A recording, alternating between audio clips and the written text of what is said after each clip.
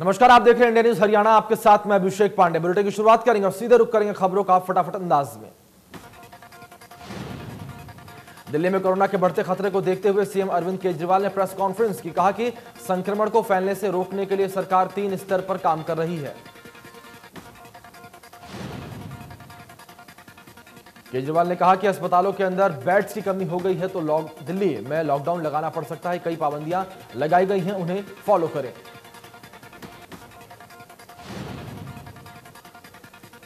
केजरीवाल ने कहा कि कोरोना के प्रोटोकॉल फॉलो नहीं करने पर अब मास्क पहनिए और जब जरूरी हो तभी घर से बाहर निकले, खतरा बढ़ रहा है।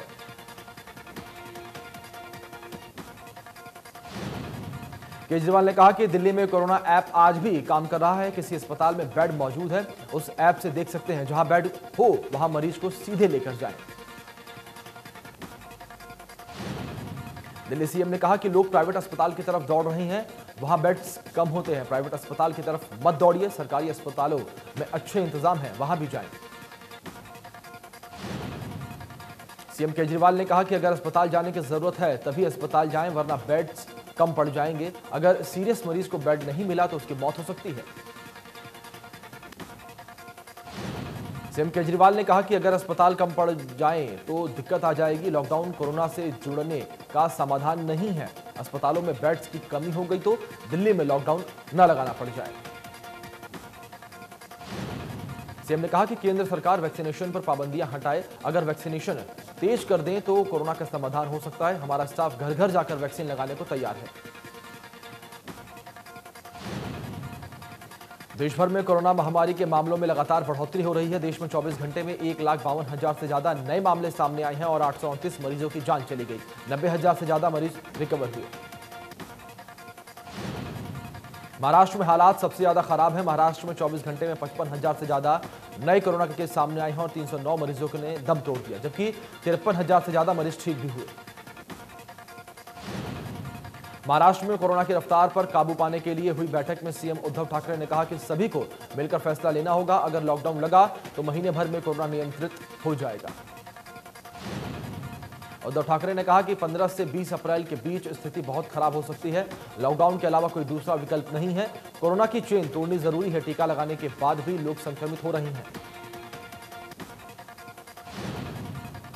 बैठक के बाद सीएम उद्धव ठाकरे ने 1 हफ्ते का संपूर्ण लॉकडाउन लगाने के संकेत दिए हैं। 1 सप्ताह बाद कुछ रियायतें दी जाएंगी। सीएम उद्धव ने कहा कि बैठक में बेहद ही अच्छे सुझाव आए। 2-3 दिन में भी समीक्षा करेंगे। दिल्ली में भी एक बार फिर कोरोना पैर पसारता हुआ दिख रहा है। राजधानी में पिछले 24 घंटे में कोरोना के 7,897 नए मामले सामने आए और 39 लोगों ने अपना दम तोड़ दिया। दिल्ली में तेजी से बढ़ते कोरोना मामलों के मद्देनजर अरविंद केजरीवाल सरकार ने राजधानी में पाबंदियों की लंबी फहरिस्त जारी की है। आपको बता दें कि जो कि 30 अप्रैल तक जारी रहेगी। दिल्ली में अब अंतिम संस्कार में अधिकतम 20 लोग ही शामिल हो सकते हैं, जबकि शादी समारोह में 50 लोग ही शामिल हो सकते हैं।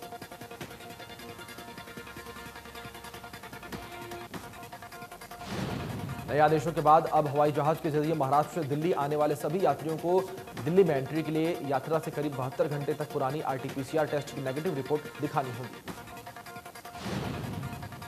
जो लोग महाराष्ट्र में बिना नेगेटिव टेस्ट रिपोर्ट के आएंगे उन्हें 14 दिन क्वारंटाइन किया जाएगा। संवैधानिक और सरकार की मशीनरी से जुड़े लोगों को छूट मिलेगी।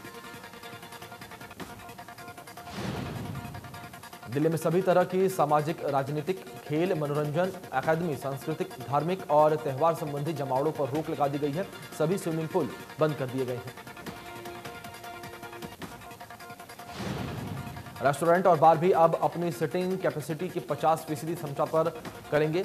मेट्रो में एक कोच में सिटिंग कैपेसिटी के 50% लोग ही यात्रा कर सकेंगे। बसों में भी एक समय में 50% क्षमता के साथ ही यात्री यात्रा कर सकेंगे। सिनेमा, थिएटर और मल्टीप्लेक्स 50% क्षमता के साथ चलेंगे।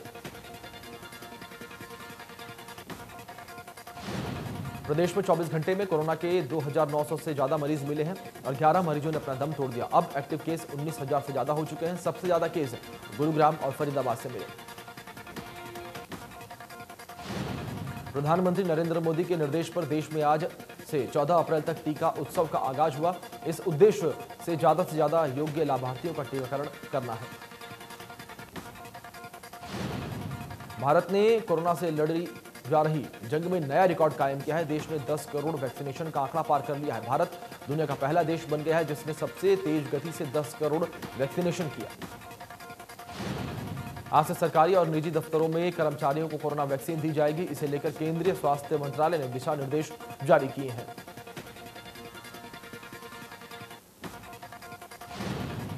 दिल्ली बड़ौदा मुंबई हाईवे के प्रोजेक्ट में हो रही देरी को लेकर मुख्यमंत्री मनोहर लाल ने कहा कि जो प्रोजेक्ट एक बार कैंसिल हो जाता है उसे जरूर पूरा किया जाएगा। आपको बता दें कि हाईवे के प्रोजेक्ट में आ रही बाधाओं को दूर करने के लिए मुख्यमंत्री ने आश्वासन देते हुए कहा कि बाईपास पर बने अवैध निर्माणों को जल्द हटाया जाएगा। पहले लोगों को समझाया जाएगा, अगर लोग नहीं समझते हैं तो सख्ती का रुख अपनाया जाएगा। दिल्ली डीएनडी से शुरू होने वाले दिल्ली मुंबई एक्सप्रेसवे का निर्माण होने जा रहा है। आपको बता दें जो 12 लाइन का बनेगा। फरीदाबाद बाईपास से होकर गुजरने वाले एक्सप्रेसवे निर्माण में अवैध निर्माण के चलते देरी हो रही है। परिवहन मंत्री मूलचंद शर्मा ने बल्लभगढ़ की चावला कॉलोनी में खाटू श्याम बाबा के जागरण में पूजा अर्चना की और देश की सुख शांति की कामना की। परिवहन मंत्री ने कहा कि हर एकादशी के दिन हरियाणा परिवहन विभाग की बस राजस्थान के सीकर के खाटू श्याम मंदिर के लिए भेजी जाएगी। इस दौरान मूलचंद शर्मा ने लोगों को कोरोना महामारी से बचाव का संदेश देते हुए कहा कि सभी लोग वैक्सीन जरूर लगवाएं। कैथल में बीजेपी प्रदेश अध्यक्ष ओपी धनखड़ के विरोध में कर्मचारी संघ और किसान सड़कों पर उतरे, जिन्हें रोकने के लिए पुलिस को कड़ी मशक्कत करनी पड़ी। 24 घंटे पूरे होते ही केजेपी और केएमपी को खाली कर किसान सिंघू बॉर्डर वापस चले गए हैं। अब किसान आंदोलन को तेज करने के लिए अलग अलग रणनीति बना रहे हैं। किसान नेताओं ने कहा कि उनका बंद सफल रहा है और जो पूरा बंद शांतिपूर्ण रहा, जिसकी उन्हें उम्मीदें थी। झांसी में महंत चंदनपुरी पर जानलेवा हमला कर फायरिंग करने के मामले में पुलिस की टीम ने सामधा मंदिर में महंत पंचमपुरी सहित 2 युवकों को गिरफ्तार किया।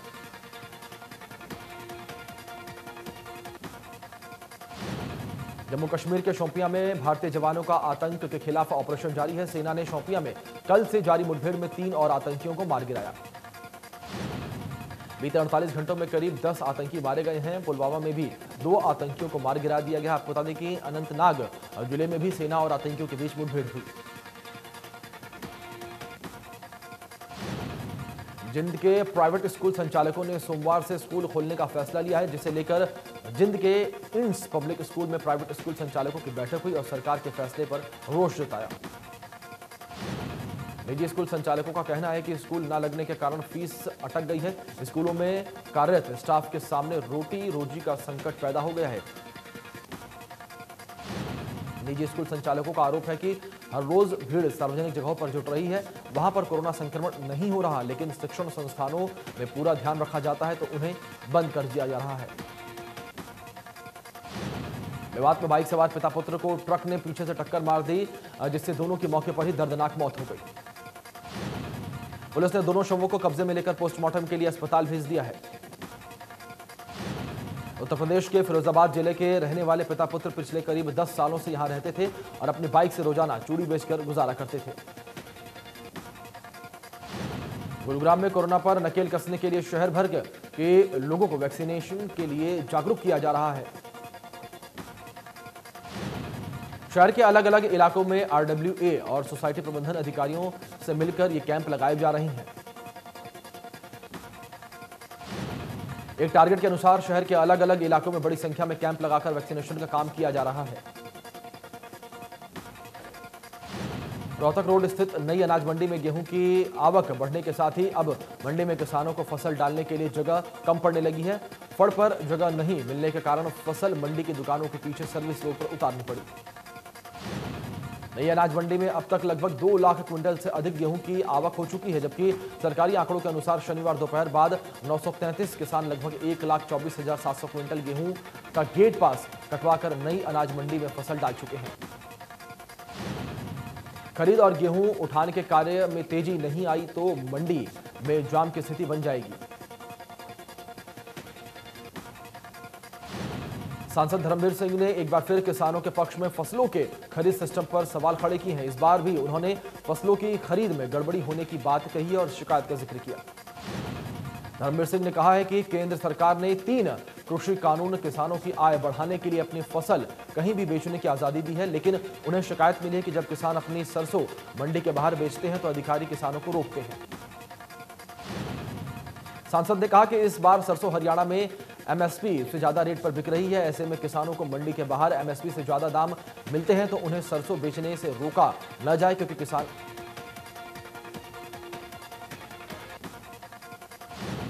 गुरुग्राम के नाहरपुर की झुग्गियों में लगी भीषण आग के से झुग्गी वासियों का जो सामान है जल गया। आग लगने से इलाके में अफरा तफरी का माहौल। दमकल विभाग की कई गाड़ियों ने आग पर काबू पाया और आपको बता दें कि झुग्गियों में आग से जानमाल का नुकसान की सूचना नहीं। कोरोना से बचाव के लिए झज्जर के पुलिस लाइन में वैक्सीनेशन अभियान का शुभारंभ किया गया। 4 दिनों तक चलने वाले अभियान की शुरुआत एसपी राजेश दुग्गल ने की। एसपी राजेश दुग्गल ने कहा कि कोरोना से बचाव के लिए सावधानी बरतनी जरूरी है। जो सावधानियां हैं उन्हें जरूर अपनाएं, तभी कोरोना महामारी को हराया जा सकता है। हरियाणा टूरिज्म के 2 दिवसीय सम्मेलन में कर्मचारी नेताओं की कार्यकारिणी का गठन हुआ, जिसमें प्रदेश के नए प्रावधान चुने गए। 2 दिनों तक चलने वाले सम्मेलन में पूरे देश के टूरिज्म कर्मचारियों ने हिस्सा लिया। नई कार्यकारिणी का गठन होने पर कर्मचारी नेताओं ने कहा कि वो कर्मचारियों की लड़ाई को जोर शोर से लड़ेंगे।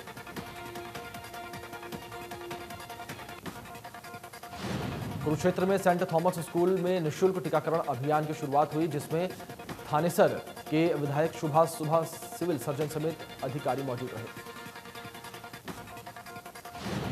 विधायक सुभाष सुधा ने कहा कि अब तक जिले में 86,000 लोगों को वैक्सीन लगाई जा चुकी है। उन्होंने जनता से अपील की कि वो भी आगे आकर वैक्सीन लगवाएं ताकि कोरोना महामारी को हराया जा सके। यमुनानगर में वैक्सीन उत्सव के तहत 32,000 वैक्सीनेशन लगाने का लक्ष्य निर्धारित किया गया है। यमुनानगर उपायुक्त मुकुल कुमार ने दूसरी डोज लगवाकर अभियान की शुरुआत की। सीएमओ ने बताया कि अभियान के लिए जिले में 148 सेंटर बनाए गए हैं, जिसमें से 21 प्राइवेट और बाकी सभी सरकारी संस्थानों में हैं। झज्जर में किसानों के जाम खोलने के साथ ही केएमपी पर फिर वाहन दौड़ने लगे। वाहनों ने अपने गंतव्य तक पहुंचने के लिए रफ्तार पकड़ी और केएमपी पर सरपट दौड़ने लगे। किसान नेताओं ने कहा कि केएमपी पर जाम तो सिर्फ ट्रेलर था, असली पिक्चर अभी बाकी है। संयुक्त मोर्चा के अगले महीने की तारीख दिए जाने के बाद संसद का घेराव किया जाएगा। पंचकुला में गुरुद्वारा नाडा साहिब की टीका उत्सव का आयोजन किया गया। इस मौके पर स्वास्थ्य सेवाएं महानिदेशक और सीएमओ मौजूद रहे और लोगों से वैक्सीन लगवाने की अपील की। महानिदेशक डॉक्टर वीना सिंह ने लोगों से अपील की कि जब तक वैक्सीन हर आदमी को नहीं लग जाती तब तक कोरोना गाइडलाइंस का पालन करें।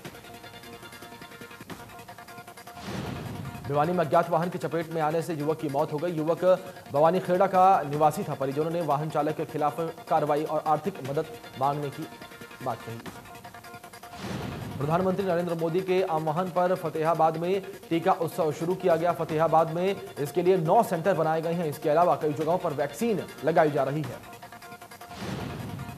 स्वास्थ्य विभाग के अधिकारी ने बताया कि लोगों को जागरूक किया जा रहा है। स्वास्थ्य विभाग की तरफ से टीका उत्सव को लेकर पूरे इंतजाम किए गए हैं। गुरुग्राम के सेक्टर 109 में पिछले 15 महीने से बंद पड़े ओएसबी बिल्डर की अफोर्डेबल प्रोजेक्ट ओएसबी एक्सप्रेसवे का मामला इंडिया न्यूज हरियाणा पर दिखाई जाने के बाद ओएसबी एक्सप्रेसवे के आवंटी प्रोजेक्ट के जल्द निर्माण की मांग को लेकर निर्माणाधीन साइट पर पहुंचे। ओएसबी के अधिकारी बायर्स से चर्चा के लिए अपने साथ दर्जनों की संख्या में बाउंसर को साथ लेकर आए, जिस पर बायर्स का आरोप है कि उन्हें डराने धमकाने के लिए बिल्डर्स अपने यहां बाउंसर भेजते हैं। फतेहाबाद के प्राइवेट हॉस्पिटल में इंजेक्शन लगाने के बाद 70 वर्षीय व्यक्ति की मौत हो गई, जिसके बाद परिजनों ने जमकर हंगामा किया।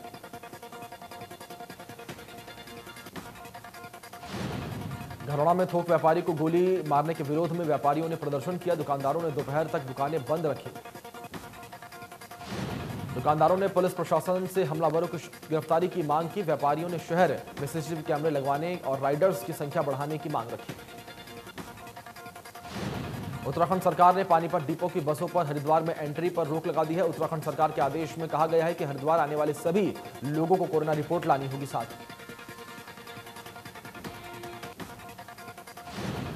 पानीपत डिपो के कई बसें यूपी उत्तराखंड बॉर्डर पर रोक दी गई। पानीपत डिपो के इंचार्ज रमेश कादियान ने बताया कि प्रत्येक यात्री को कोरोना रिपोर्ट लानी अनिवार्य है, लेकिन अस्पतालों में डॉक्टर्स की कमी के चलते रिपोर्ट नहीं बन पा रही है।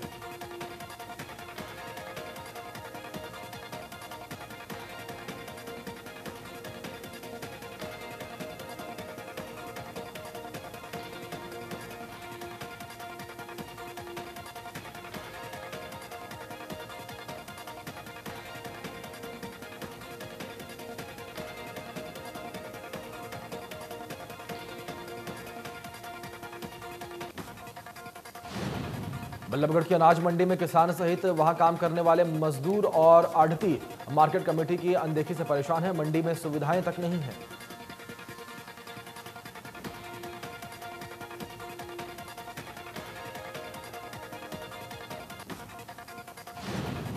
गोहाना अनाज मंडी में 3 दिन की आढ़तियों की हड़ताल खत्म होने के बाद गेहूं की खरीद शुरू हुई। गेहूं की आढ़तियों द्वारा खरीद शुरू होने से किसानों और प्रशासन ने राहत की सांस ली।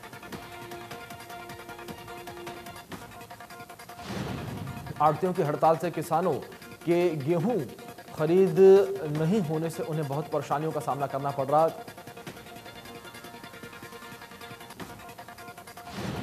गेहूं की खरीद का जायजा लेने के लिए अतिरिक्त उपायुक्त अशोक बंसल ने अनाज मंडी गोहाना का दौरा किया। एडीसी ने किसानों और आढ़तियों को गेहूं खरीद में किसी प्रकार की कोई दिक्कत न आने का आश्वासन दिया।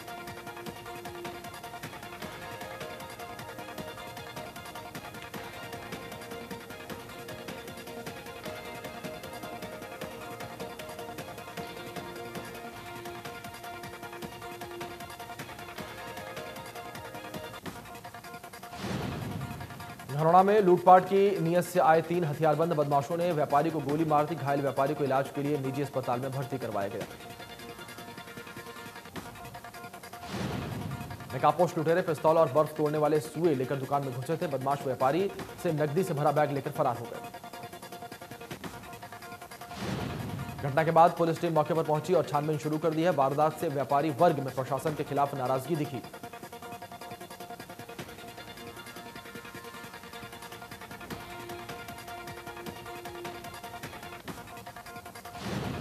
महाराष्ट्र में 2 दिन का वीकेंड लॉकडाउन लगाया गया है। महाराष्ट्र सरकार ने सोमवार सुबह 7 बजे तक वीकेंड लॉकडाउन लागू किया है। मुंबई के बांद्रा में वीकेंड लॉकडाउन के दौरान सड़कें सुनसान दिखी। वीकेंड लॉकडाउन के दौरान जरूरी सेवाओं के अंतर्गत आने वाले सभी एक्टिविटी जारी रहेगी। बिना किसी वजह के घूमने पर पाबंदी रहेगी।